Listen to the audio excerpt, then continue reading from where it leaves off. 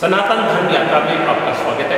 सनातन धर्म यात्रा संकल्प है राष्ट्रीय युवा संघ परम पूज्य भाई श्री संतोष सागर महाराज का राजस्थान के 33 जिलों की यात्रा के माध्यम से राजस्थान के 5 लाख लोगों को संस्कारित करना, उनको मोटिवेट करना, उनको वेद पुराण की जानकारी देना और गीता को राजस्थान में पाठ्यक्रम में शामिल करने का एक प्रयास पूज्य महाराज श्री का है। और इस सनातन धर्म यात्रा के 31वें पड़ाव के अंतर्गत इस समय राजस्थान की सूर्य नगरी जोधपुर में है और जोधपुर के सबसे बेहतरीन स्कूल द उमेद स्कूल में आज पूज्य महाराज श्री का कार्यक्रम होने वाला है। आइए कार्यक्रम का अवलोकन करते हैं। हाँ, संकल्प करें कि आज जो भाई श्री ने हमें अनमोल उपहार दिया गीता स्वरूप, हम इसको जरूर पढ़ेंगे और अपने जीवन में इसको उतारेंगे, क्योंकि ये वो संदेश है कि भगवान कृष्ण ने महाभारत के युद्ध में अर्जुन को दिया था। जब अर्जुन कहने लगे कि मैं नहीं कर पाऊंगा, मैं हार गया, थक गया, वो हथियार डाल दिए थे, तब मोटिवेट किया था भगवान ने ये संदेश देकर। तो हम भी इसको पढ़कर मोटिवेट होंगे और जीवन के प्रत्येक लक्ष्य को प्राप्त करेंगे।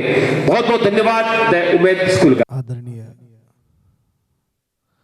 प्रिंसिपल मैम, सभी शिक्षक शिक्षिकाएं, मेरे सामने विराजमान सभी मेरे बहन भाई और मंच पर विराजमान सभी प्रबुद्धजन। आप ये सोच रहे होंगे कि आज अचानक से क्लास से बुला करके हमें यहाँ पर क्यों बिठा दिया, और ये भी एक क्लास ही है स्पिरिचुअलिटी की, आध्यात्मिकता की। अभी तक पूरे राजस्थान भर में 3 लाख से भी ज़्यादा बच्चों से, युवाओं से मिलने का मुझे मौका मिला है, जिसमें IIT, LLB, MBA, IIM, medical college, nursing college, सब जगह मैं बहुत सारे कार्यक्रम किए हैं। पर आज देख रहा हूँ कि कई युवा भी हैं और बच्चे भी हैं।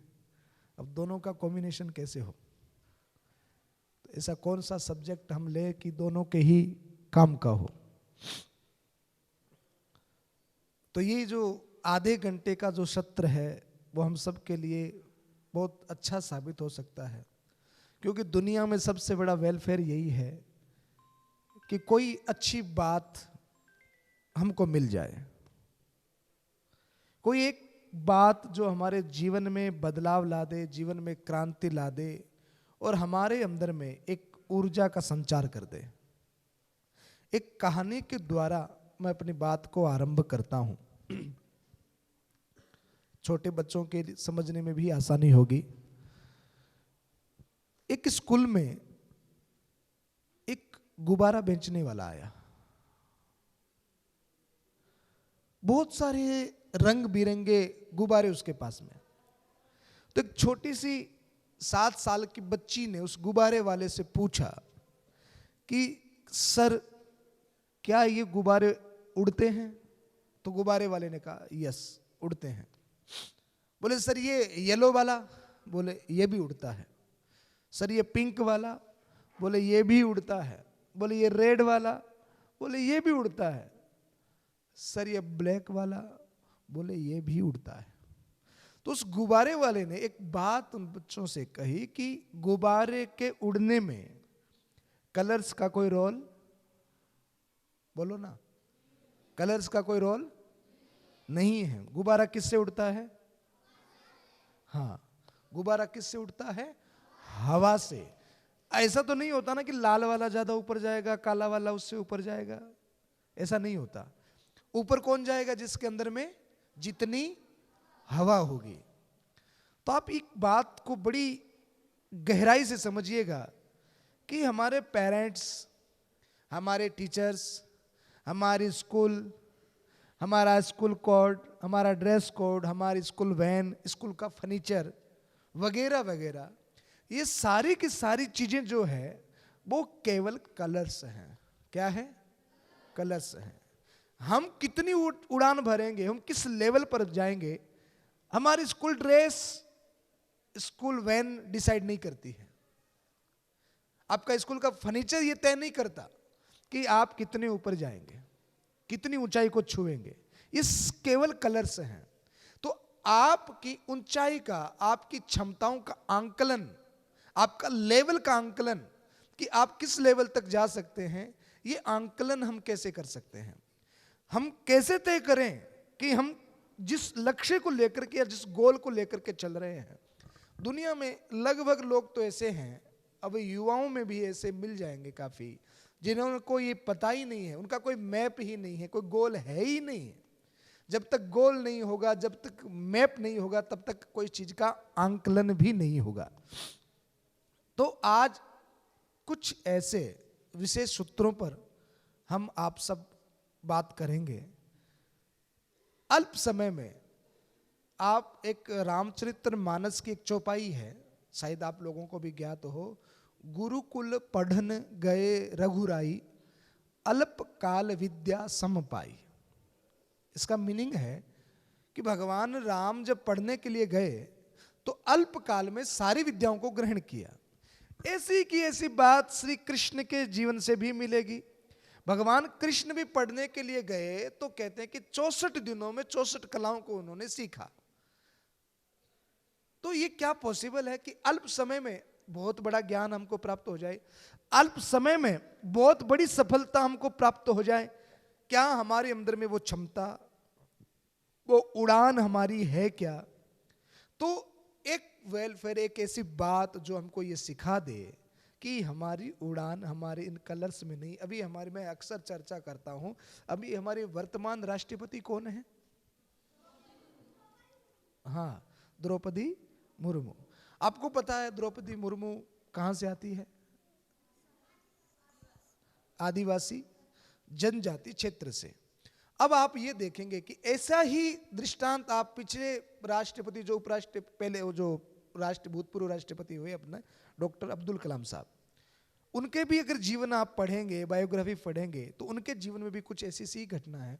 वो भी एक सामान्य परिवार से, एक गरीब परिवार से, कहते हैं कि पढ़ने के लिए किताबें भी नहीं थे, लाइट भी नहीं थी, दोस्तों की किताब उधार लेकर के वो पढ़ते थे, वगैरह वगैरह। और ऐसी की ऐसी कहानी द्रौपदी मुर्मू की है। वो भी एक जनजाति और आदिवासी क्षेत्र से आती है। तो यानी कि जीरो से ये हीरो बनने की जो यात्रा द्रौपदी मुर्मू ने जो तय की है, आज वो भारत का उच्चतम पद, प्रथम नागरिक, राष्ट्रपति पद पर बैठी है। ये जो टेक्निक है, ये जो ऊर्जा है, ये जो पावर है, ये क्या है? क्योंकि उनके पास सुविधाएं तो नहीं थी, न बढ़िया स्कूल थी, न उनके पास में बढ़िया कोई ड्रेस कोड था। तो ये चीज कहां से आती है? इस विषय को आगे बढ़ाने के लिए एक चर्चा हम करते हैं। हमारे यहां पर अगर आप स्पिरिचुअलिटी में, आध्यात्मिकता में जाएंगे तो 3 प्रकार का ज्ञान है। कितने प्रकार का? 3 प्रकार का ज्ञान है। सबसे पहला ज्ञान जो हमें बचपन से, यानी कि साल 1.5 साल के बच्चे को ही आना प्रारंभ हो जाता है, और वो ज्ञान जीवन पर्यंत उसके पास में रहता है और वो सीखता भी रहता है। उस ज्ञान का नाम है इंद्रिय जनित ज्ञान। क्या कहोगे? अच्छा, इंद्रियां किसे कहते हैं? इंद्रियां किसे कहते हैं? आंख, देखो छोटे वाले बच्चे बोल रहे हैं, गुड। इंद्रियां किसे कहते हैं? जो विषय वस्तुओं का ज्ञान करावे। आंख, कान, नाक, जीभ, चमड़ी, हम 12th, दूसरी, तीसरी, चौथी क्लास से सीखना प्रारंभ हो जाते हैं। तो पहला ज्ञान है इंद्रिय जनित ज्ञान। क्या है? यानी कि एक छोटे बच्चे को भी पता है कि ये ग्लास है और इससे पानी पिया जाता है, क्योंकि उसकी मां ने कहा कि बेटा इससे पानी पिया जाता है, और इसका नाम क्या है?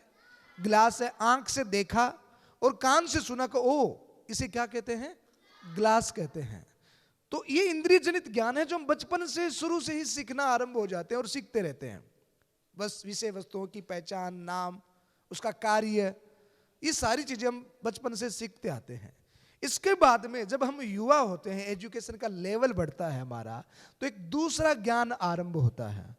उस ज्ञान का नाम है बुद्धि जनित ज्ञान। क्या है? बुद्धि जनित ज्ञान, जो हमें स्कूल में मिलता है, किताबों से मिलता है, टीचर से मिलता है, बुद्धि जनित ज्ञान। अब बुद्धि जनित ज्ञान क्या है? इंद्रिय जनित ज्ञान, सूर्य उदय होता है और सूर्य अस्त होता है। आंख से दिखाई दे रहा है, कानों से रोज सुनते भी, भाई सूर्य उदय का समय हो गया, सूर्यास्त का समय हो गया, कान से रोज सुनते हैं ना ऐसा, और आंख से देखते भी हैं कि सूर्य उदय हो रहा है और सूर्य अस्त हो रहा है। पर जब आप पढ़ाई में जाएंगे, किताबें पढ़ेंगे और बुद्धि जनित ज्ञान लेंगे, तब आप क्या कहेंगे? सूर्य उदय अस्त होता है क्या? बोलो, नहीं होता। कौन बोला? नहीं होता बेटा? सूर्य उदय अस्त नहीं होता? तो तुमने नहीं क्यों बोला? कोई दुश्मनी है सूर्य से? अच्छा, आपसे पूछूंगा मैं युवाओं से, सूर्य उदय अस्त होता है क्या? बोलो ना, क्या होता है? हाँ, पृथ्वी घूमती है, पृथ्वी उसका चक्कर लगाती है। ये क्या है? ये बुद्धि जनित ज्ञान है। ये कैसे आया? स्कूल जाने से, पढ़ने से, साइंस को जानने से, विज्ञान को जानने से हमें ये पता पड़ा कि सूर्य उदय अस्त, बोलो ना, नमस्कार, सूर्य उदय अस्त नहीं होता। तो क्या होता है? पृथ्वी घूमती है। एक कांच का ग्लास जिसमें आप पानी को भरिए और उसमें एक चम्मच डाल दीजिए। अब पानी के अंदर का जो चम्मच का हिस्सा है, आंख से देखेंगे तो वो क्या दिखेगा? बड़ा भी दिखेगा और टेढ़ा भी दिखेगा। आंखें क्या दिखा रही है? बड़ा भी दिखा रही है और टेढ़ा भी दिखा रही है। पर आपकी बुद्धि क्या कहती है? चम्मच बड़ा हो गया पानी में डालने से? टेढ़ा हो गया? नहीं हुआ ना। तो आंखें जो दिखा रही है वो है नहीं, वो सिर्फ दिखा रही है। तो वहां पर बुद्धि जनित ज्ञान कहता है कि न तो चम्मच टेढ़ा है और न ही चम्मच बड़ा है। सूर्य न तो उदय होता है न अस्त होता है। बुद्धि कहती है कि पृथ्वी चक्कर लगाती है। ये हो गया बुद्धि जनित ज्ञान। अब ज्ञान का एक तीसरा लेवल, जिसको हम कहते हैं आत्मज्ञान, स्पिरिचुअलिटी कह सकते हैं, मनोबल, आत्मविश्वास कहते हैं। तो बचपन में जो इंद्रिय जनित ज्ञान है वो मम्मी पापा, फ्रेंड्स, दादी दादा, आसपास से हम सीखते रहते हैं। बुद्धि जनित ज्ञान स्कूलों में किताबों से सीखते हैं। तो मेरा आपसे ये प्रश्न है कि ये जो आप इसके बारे में कितना जानते हैं मुझे नहीं पता, पर मेरा प्रश्न है, शायद कुछ अच्छा निकल के आए। आत्मज्ञान का स्रोत क्या है और आत्मज्ञान आप किसे कह सकते हैं? क्या आप में से कोई इसका तनिक सा भी कुछ ऐसा बता सकता है आत्मज्ञान के विषय में, या ये इसका स्रोत क्या? मनोबल, आत्मबल कहां से आता है? जी बेटा है? हाँ, तुम तो सुनो, मुझे पता है तुम लोग बहुत समझदार हो, तुम लोग तो सुनो। हाँ, अब आप बताओ बेटा, एक्सपीरियंस से किस चीज का? हाँ हाँ जी बिल्कुल। क्या नाम है आपका? अंबिका, बिल्कुल राइट। और कोई? आप कुछ बोल रहे थे बहन? सेल्फ नॉलेज, वो कैसे आती है? नेचुरल, ठीक है। और जी जी जी जी जी। और कोई बताएगा? ध्यान करने से। अच्छा, आत्मबल का, आत्मज्ञान का कार्य क्या होता है? आत्मबल नहीं हो और आत्मबल हो तो उससे फर्क क्या पड़ता? आत्मज्ञान नहीं हो, जिसको भी आत्मज्ञान कहा गया, आत्मबल या मनोबल कहा गया, अगर ये हो और न हो तो क्या फर्क पड़ता है? मनोबल, आत्मज्ञान, आत्मबल हो या न हो, इससे क्या फर्क पड़ता है?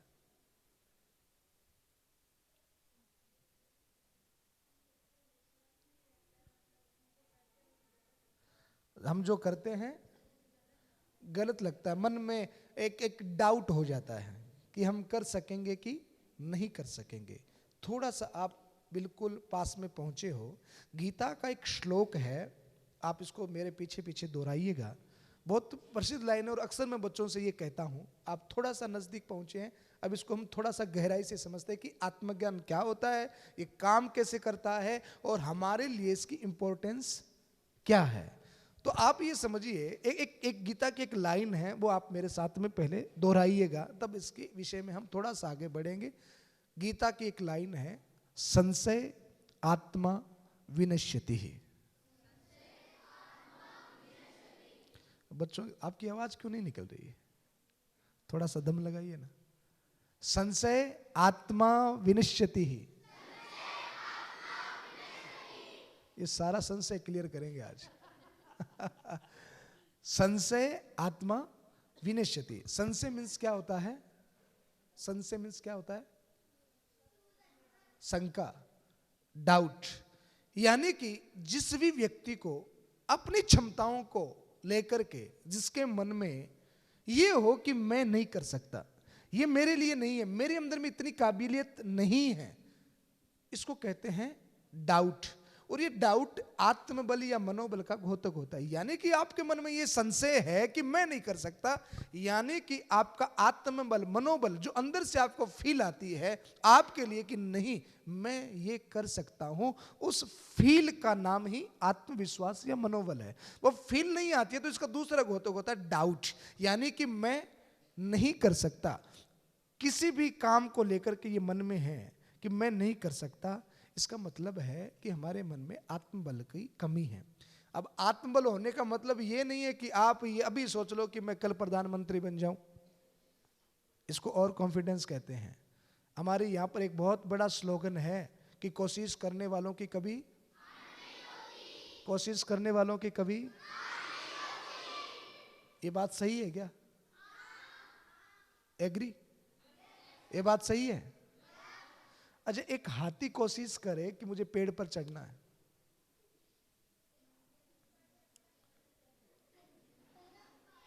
चढ़ जाएगा क्या? हाँ, थोड़ा कम बोलो, पेड़ टूट जाएगा। बोलना नहीं, मुंह पर आंगली रख लो, ऐसे यूं, ऐसे अंगुली रख लो। हाँ, अब बोलना नहीं है। आप अपने से बड़ों को सुनो, ये क्या कहते पहले ये सुनो आप, है ना? तो हाथी पेड़ पर कोशिश करने के बाद में भी नहीं चढ़ सकता। तो कुछ कहावतें ऐसी है जिनको हमें ठीक से समझना है। एक कहावत आपने सुनी होगी, अंत भला तो, सुना है ना आपने? पर ये भी गलत है। अंत भला तो सब भला कैसे हो सकता है? इसको ठीक करें, प्रारंभ भला तो सब भला। यानी कि आपका प्रेजेंट अगर ठीक है तो आपका फ्यूचर ब्राइट होता है। अगर प्रेजेंट ठीक नहीं है तो फ्यूचर भी ठीक हो ही नहीं सकता। इसलिए प्रारंभ भला तो सब भला। तो हमने कहा कि कोशिश करने वालों की कभी हार नहीं होती। अब एक हाथी कोशिश करे कि मुझे पेड़ पर चढ़ना है, तो वो कितनी भी कोशिश करें वो पेड़ पर नहीं चढ़ सकता है, क्योंकि उसका काम पेड़ पर चढ़ना नहीं। हाँ, अगर इसी दिशा में बंदर कोशिश करे, हाँ, अरे मेरे ज्ञानी बाबा, हाँ, बंदर अगर कोशिश करे कि मुझे पेड़ पर चढ़ना है तो वो चढ़ जाएगा। अगर मछली कोशिश करे कि मुझे पेड़ पर चढ़ना है, वो मर ही जाएगी। आज ये बोलने नहीं देंगे मुझे। तो कोशिश करने वालों की कभी हार नहीं होती। इसके आगे एक शब्द आप और जोड़िए, सही दिशा में कोशिश करने वालों की कभी नहीं होती। तो आत्मविश्वास भी कब बढ़ता है? जब हम सही दिशा में कोशिश करते हैं। और सही दिशा में कोशिश करने के लिए आज ये बात मैं आपके साथ में इसलिए शेयर कर रहा हूं कि आज बच्चों में, युवाओं में एजुकेशन लेवल तो ठीक है और वो दुनिया भर का नॉलेज भी रखते हैं, दुनिया भर का ज्ञान भी है, पूरे यूनिवर्स में क्या हो रहा है उनको पता होता है, पर खुद के अंदर में क्या हो रहा है ये पता नहीं होता। हम दुनिया की तरफ तो ध्यान है हमारा, पर हमारे तरफ में हमारा बिल्कुल ध्यान नहीं है। और आए दिन आज बच्चों में, युवाओं में ज्यादा हम सुनते कोटा। आज एजुकेशन का इतना हब है, मैंने 40,000 बच्चों को कोटा में संबोधन किया, एलन में, मौसन में, सब जगह कार्यक्रम किए। और आप आए दिन ये सुनते होंगे कि अभी ज्यादा नहीं, 15 दिन पहले की घटना है, 4 बच्चों ने एक साथ में सुसाइड किया। कल्पना करिए आप, थोड़े से मार्क्स कम आ गए तो वो डिप्रेशन में आ गया, उदास हो गया, बीमार हो गया। क्यों? क्योंकि हमारे पास बौद्धिक ज्ञान तो है, हमारे पास इंद्रिय जनित ज्ञान तो है, पर हमारे पास में आत्मज्ञान की कमी है। तो ये जो मनोबल है, ये आत्मविश्वास जो है, ये कब बढ़ता है? जब आप सही दिशा में कोशिश करते हो। मछली का अपना टैलेंट है, बंदर का अपना टैलेंट है, घोड़े का अपना टैलेंट है, हाथी का अपना टैलेंट है। हम अगर एक दूसरे के पीछे चलते रहे कि हमें यही करना है, तो शायद आदमी उसमें फेलियर भी हो सकता है, उसमें वो एंजाइटी का शिकार भी हो सकता है, उसमें वो डिप्रेस भी हो सकता है। हमें ये देखना है कि परमात्मा ने, ईश्वर ने या भगवान ने हमें जो बनाया होगा तो उसने एक खूबी, एक टैलेंट, जैसे बंदर को दिया, जैसे मछली को दिया, जैसे हाथी को दिया, जैसे घोड़े को दिया, तो हमारे अंदर में एक टैलेंट भगवान ने दिया है। उसकी खोज का नाम आत्मज्ञान है। एक कहानी बड़ी शानदार है, आप सुनिएगा, आपको बड़ा मजा आएगा। एक सेठ के पास में, उसको वो आप देखते हो ना, वो एक चिराग होता था, उसमें एक जिंद निकलता था। तो एक जिंद निकला, सेठ के पास आ गया, तो सेठ से कहा कि मैं, तू जो कहेगा वो काम कर दूंगा, मैं तुम्हारा नौकर बन के रहूंगा कि तुमने मुझे आजाद किया है। सेठ बड़ा राजी हो गया कि मैं जो कहूंगा वो करेगा। बोले हाँ, तू जो कहेगा वो मैं करूंगा, पर ध्यान रखना अगर मैं खाली बैठा ना तो मैं तुझको ही खा जाऊंगा, मैं तुम्हारा ही नाश कर दूंगा। अब सेठ के पास में जितने काम थे ना, सेठ को लगा कि यार मुझे इतनी बड़ी ये उम्मेद स्कूल का कैंपस खड़ा करना है तो मुझे 5 साल लगेंगे। अब उसके पास में जिंद आ गया, तो जिंद ने 5 साल नहीं लगाए, 5 मिनट में ही खड़ा कर दिया। सेठ के जितने काम थे उसको लगा कि इस काम को करने में मुझे 10 साल लगेंगे, 15 साल लगेंगे, 20 साल लगेंगे। जिंद ने उन कामों को 10 दिनों में निपटा दिया। अब सेठ से कहा कि देख, मैं खाली नहीं रह सकता, मुझे फटाफट काम बता, वरना मैं तुझे ही खा जाऊंगा, तुझे ही खत्म कर दूंगा। अब सेठ घबराया, अब उसको दिमाग में सूझ ही नहीं रहा कि मैं क्या काम करूं। सब सेठ जी दौड़ते दौड़ते दौड़ते अपने गुरुजी के पास गए। गुरुजी, मैं तो फंस गया, एक जिंद मेरे पीछे लगा है, जितने काम थे मैंने सौंप दिए, अब मेरे पास में कोई काम नहीं, वो मुझे ही खा जाएगा। तो गुरुजी ने कहा चिंता मत कर, एक काम कर, उस जिंद को कहे कि सबसे लंबे से लंबा, जितना लंबा बना सकता उतना लंबा एक खंबा बना, तुम एक खंबा बना। तो जिंद ने एक बहुत लंबा खंबा बना दिया। और अब गुरुजी ने कहा कि उस जिंद से कह दे कि इस खंबे पर चढ़ता रहे और उतरता रहे, जब तक मैं दूसरा काम नहीं कहूं तब तक तुम्हारा काम क्या है, चढ़ता रहे उतरता रहे। इस बात को गहराई से सुनिएगा, वो सेठ कोई और नहीं, हम ही हैं। और वो जिंद कौन है पता है? हमारा मन है। वो जिंद कौन है? हमारा मन है। अगर उसको आप कोई काम नहीं दोगे ना, नेटफ्लिक्स खोल लो, हाँ, इंस्टा खोल लो, अरे वाह, हाँ, शाबाश। ये काम किसके होते हैं पता है? जिसके पास में कोई काम नहीं होता, उनका ये काम। एक 10 लाख का चेक भरना हो तो उसमें कितना जीरो लगेगा? 10 लाख के चेक में 6 जीरो लगेगा, पक्का? अच्छा, 1 जीरो अगर मैं हटा दूं तो चेक की वैल्यू है 1 लाख। 1 जीरो और हटा दो, 1 जीरो और हटा दो, एक और हटाओ, एक और हटाओ, एक और हटाओ। अब चेक की वैल्यू है 1 रुपए की है ना? कितनी है? अच्छा, जीरो को एज इट इज रख दो और उस 1 को हटा दो, अब चेक की वैल्यू है? नहीं है। ये जो 1 है ना, आप जितनी डिग्रियां लेते रहेंगे, यानी कि आपकी उन जीरो जैसे चेक में बढ़ाते रहो तो चेक की वैल्यू बढ़ती है ना, जैसे हम डिग्रियां लेते रहे तो हमारी वैल्यू बढ़ती रहेगी। पर आधार क्या है? आधार क्या है चेक का? 1 है। उस 1 को ही आत्मविश्वास कहते हैं। और उसका सबसे बड़ा स्रोत है आध्यात्मिक पुस्तकें, व्यायाम, मेडिटेशन। और मनोबल को बढ़ाने के लिए सबसे शानदार दुनिया में आज तक कोई किताब बनी है तो वन ऑन ओनली एक किताब है जिसका नाम है श्रीमद् भगवत गीता। जानते हैं आप? पढ़ा है आप में से किसी ने गीता को कभी? आपने पढ़ा बेटा? खड़े हो जाओ आप। अरे वाह, आपने भी पढ़ा है? नहीं, वो गुड़िया, आजा बेटा, आगे आजा। क्या नाम है आपका? अरे वाह, नाम भी गीता वाला ही है, निष्ठा। आपने पढ़ा बेटा? गीता के श्लोक आते हैं आपको? कितने? वो फर्स्ट 5 श्लोक होते हैं, वो आते हैं जी। और थोड़ा बहुत अध्याय। अरे वाह, निष्ठा आप सुना देंगे सबको? सुनाओ सुनाओ सुनाओ। अरे कॉन्फिडेंस होना चाहिए, सुनाओ सुनाओ, एकदम एकदम आत्मविश्वास से। पहले वाले 1 श्लोक सुना दो, उसका मीनिंग बता दो थोड़ा सा इनको। मीनिंग नहीं बता सकते। थोड़ा सा भी नहीं पता? अच्छा, श्लोक तो सुनाओ। वसुदेवसुतं देवं कंस चाणूरमर्दनं देवकी परमानन्दं कृष्णं वन्दे जगद्गुरुं। वेरी नाइस, वाह, ताली बजाओ।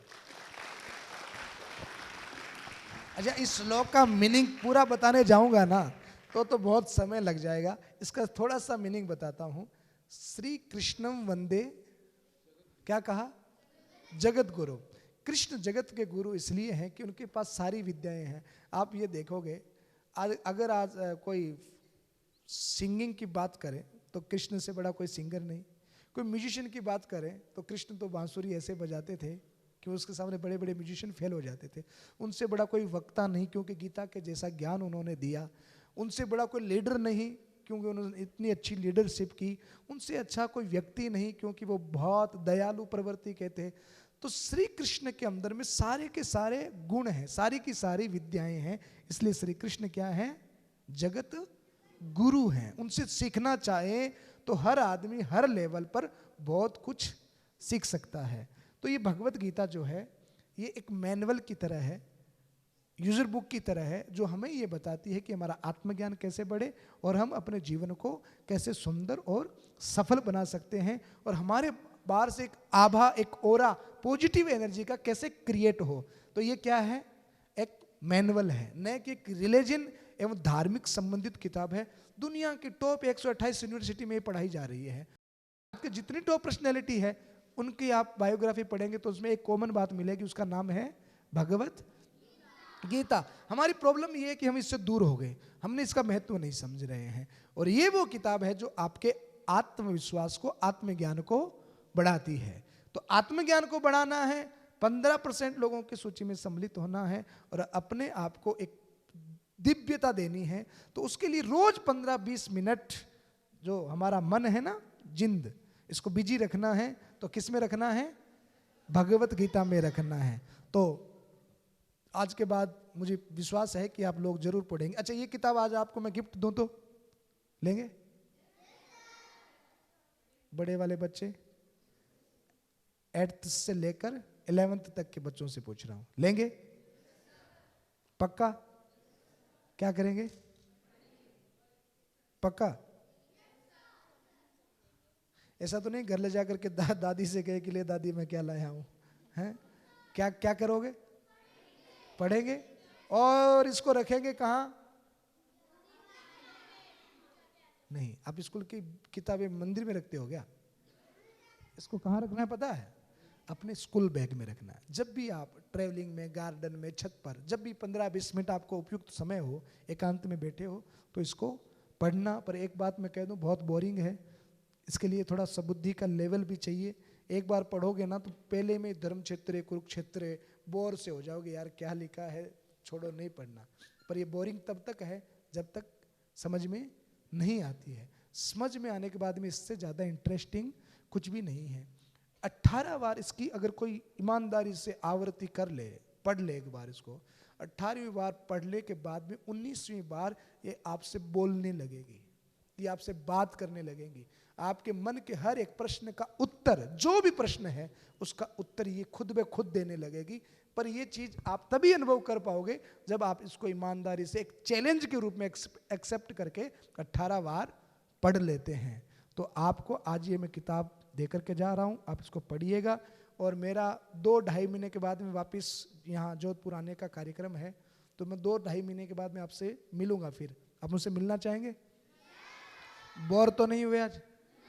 ये तो नहीं कि यार कहाँ से आ गए दिमाग खाने को, कब से गा रहे, ऐसा तो नहीं हुआ ना? तो कब मिलेंगे हम? पक्का? और किस पे चर्चा करेंगे? भगवत गीता पर। आप मुझसे सवाल करना, राइटिंग में लिख के रखना, जो भी मन में आए मैं आपसे करूंगा। तो कब मिल रहे हैं? किस पे चर्चा होगी? भगवत गीता। और इसी चर्चा को हम आगे बढ़ाएंगे। जय हिंद, जय भारत। धन्यवाद।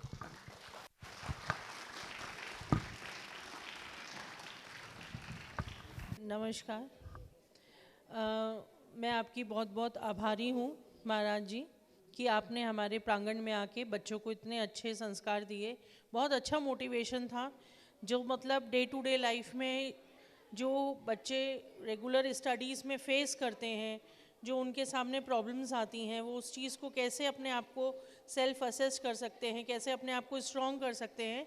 और मैं देख भी रही थी बच्चे काफ़ी उत्साहित थे और बहुत अच्छे से आपके साथ बातें कर रहे थे और आपके प्रश्नों का उत्तर दे रहे थे।